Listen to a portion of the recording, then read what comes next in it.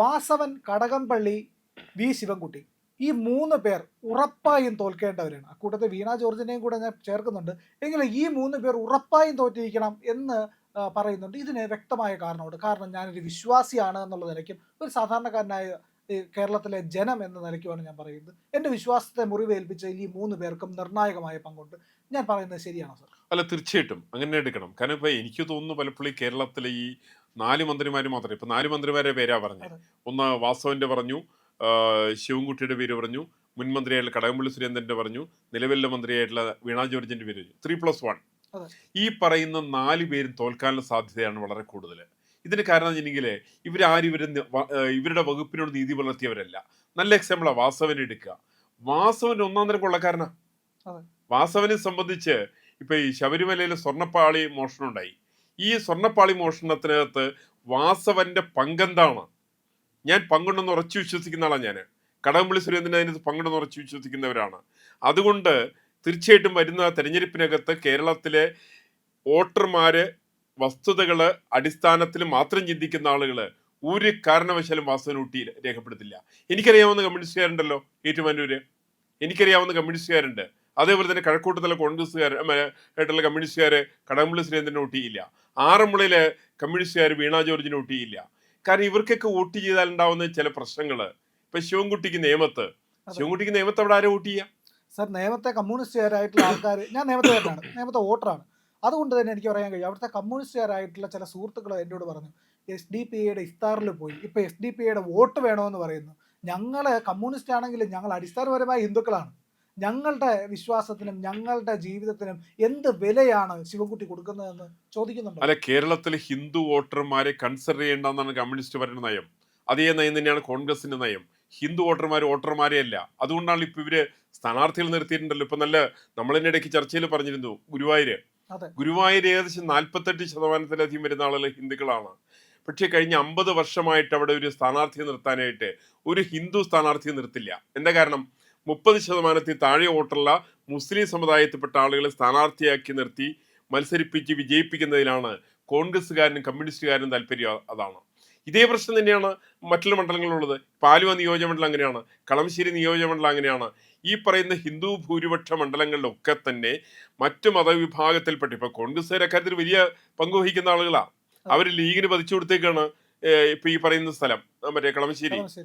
എന്ന് മാത്രമല്ല, ഇനിയിപ്പോ അവസാനത്തെ ഒരു ക്രിസ്ത്യൻ MLA ആകാൻ വേണ്ടിയിട്ടാണ് അവർ മാക്സിയെ മട്ടാഞ്ചേരി ശ്രമിക്കുന്നത്. അവിടെ ഏകദേശം ഒരു മുഹമ്മദ് ഷിയാസിനെ കൊണ്ട് നിർത്തി കഴിഞ്ഞു. ഇത്തവണ തോക്കാം, അടുത്ത പ്രാവശ്യം ജയിച്ചാലും മതി. അങ്ങനെ കൃത്യമായി വലിയ ഒരു പ്ലാൻ ചെയ്തിട്ട് രാഷ്ട്രീയത്തിൽ വളരെ പ്ലാൻഡ് എഫർട്ടാണ് UDF LDF ഇക്കാര്യത്തിൽ എടുക്കുന്നത്. അത് LDFിനെ സംബന്ധിച്ച് പ്രത്യേകിച്ച് ഏറ്റവും കൂടുതൽ താല്പര്യം കൊടുക്കുന്നത് അവരുടെ മന്ത്രിമാരായിരിക്കുന്ന ആളുകളാണ്. അവരുടെ മന്ത്രിമാർ കളിച്ചുകൊണ്ടിരിക്കുന്ന കളി ഒരു നീചമായിട്ടുള്ള വർഗീയ നിലപാടുകൾ തന്നെയാണ് സ്വീകരിക്കുന്നത്. ഈ നിലപാട് സ്വീകരിക്കുന്നതിന്റെ പേരിലാണ് അവരെ സംബന്ധിച്ച് ഇപ്പോൾ വാസവൻ ദേവസ്വം ബോർഡിന്റെ മന്ത്രിയാണ്. ഈ മന്ത്രിക്ക് ഇപ്പൊ ഈ വാതിൽപ്പാളിയോടെ പോയി, സ്വർണ്ണപ്പാളിയോടെ പോയി, ഇയാൾക്ക് വല്ല കണക്കുണ്ടോ അതിനെക്കുറിച്ച്? ഇയാളതിനെക്കുറിച്ച് വല്ലതും പറയുന്നുണ്ടോ? ഇയാളൊന്നും പറയുന്നില്ലല്ലോ. ഇയാൾക്ക് ഈ ശബരിമലയെ സംബന്ധിച്ച് ശബരിമല ശാസ്താവിന്റെ ക്ഷേത്രത്തിൽ വന്ന് കൈകൂപ്പി തൊഴാൻ കരുത്തില്ല, കഴിവിലെത്തണം ഇയാള്.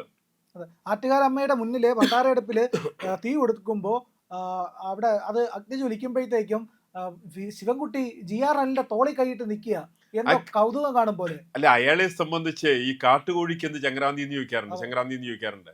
ആ തരത്തിൽ കാട്ടുകോഴിയാണ് ഈ പറയുന്ന വാസവൻ. അയാൾക്ക് യാതൊരു വിവരവുമില്ല. അയാൾക്ക് വിവരമുണ്ടെന്ന് അയാളുടെ ഭാര്യ പോലും പറയാൻ സാധ്യതയില്ല. ആ തരത്തിൽപ്പെട്ട വാസവൻ എന്ന് പറയുന്ന മന്ത്രി ശബരിമലയിൽ തിരിഞ്ഞെങ്കിൽ തൊഴണോ, അല്ലെങ്കിൽ ആറ്റുകാൽ പൊങ്കാലയുടെ അവിടെ അമ്മയെ കണ്ട് തൊഴണോ എന്നുള്ള ഇയാൾക്ക് നിശ്ചയമില്ല. എനിക്ക് ആകെ പറയാവുന്ന ഈ 2 മന്ദബുദ്ധികളായിട്ടുള്ള മന്ത്രിമാർ, ഞാൻ സത്യത്തിൽ ഇവരെ വിളിക്കുന്ന മന്ദബുദ്ധികൾ എന്നാ. ഈ വാസവന് ശിവൻകുട്ടിക്ക് ഇവിടെ പോകാതിരുന്നൂടെ? ഇവരിപ്പോ അവിടെ പോയില്ല എന്നിരിച്ചിട്ട് ശബരിമലയിൽ പോയില്ല, ആറ്റുകാലിൽ പോയില്ല, ഒന്നും സംഭവിക്കില്ലല്ലോ. ഇവരെന്തിനാ അവിടെ പോണേന്തിനാ? ഇവർക്ക് വിശ്വാസമില്ല, വിരോധവുമില്ല. വിശ്വാസമില്ലാത്ത ആളുകൾ അന്തസ്തോടു കൂടിയിട്ട് അഭിമാനത്തോടു കൂടിയിട്ട് ആ പറയുന്ന സ്ഥലത്ത് പോകാതിരിക്കുക, അവർ വോട്ട് വേണ്ടാന്ന് തീരുമാനിക്കുക. അതിനുള്ള കരുത്തൊന്നും ഇയാൾക്കില്ലല്ലോ. വാസവനോടെ പോവുകയും ചെയ്യും, അവിടുന്ന് സ്വർണ്ണപ്പാളികൾ മോഷ്ടിക്കുകയും ചെയ്യും.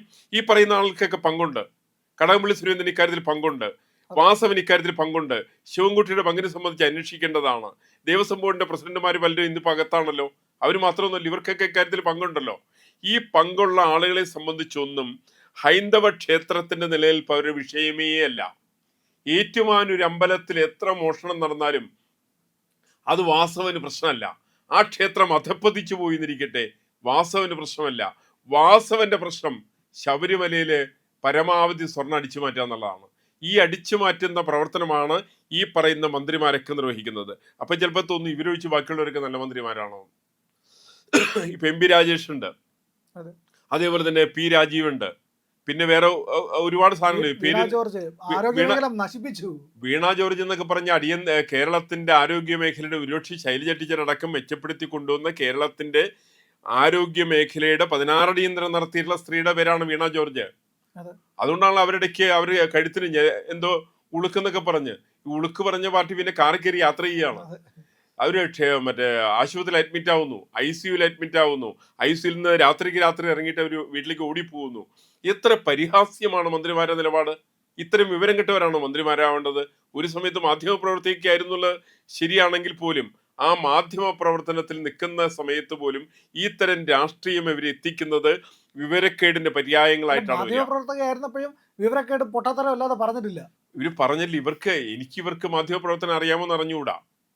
ഇവരുടെ എന്തുകൊണ്ടാണ് ഇവര് അന്ന് അക്കാലത്ത് ഇന്ത്യ വിഷനിൽ മറ്റേ ഇവരെടുത്തത്, എന്തിന്റെ പുറത്തെ ഇവരെടുത്തെന്നറിയില്ല. അതുകൊണ്ടാണ് ഞാൻ കേട്ടിട്ടുണ്ട് പല സമയത്തും നികേഷ് കുമാർ അതിന്റെ CEO ആയിരിക്കുന്ന സമയത്ത് ഒരിക്കലും 2ാം സ്ഥാനത്ത് ഇവരെ പ്രതിഷ്ഠിക്കാതിരിക്കാൻ വളരെ ശ്രദ്ധിച്ചിരുന്നു എന്നാ പറയാ.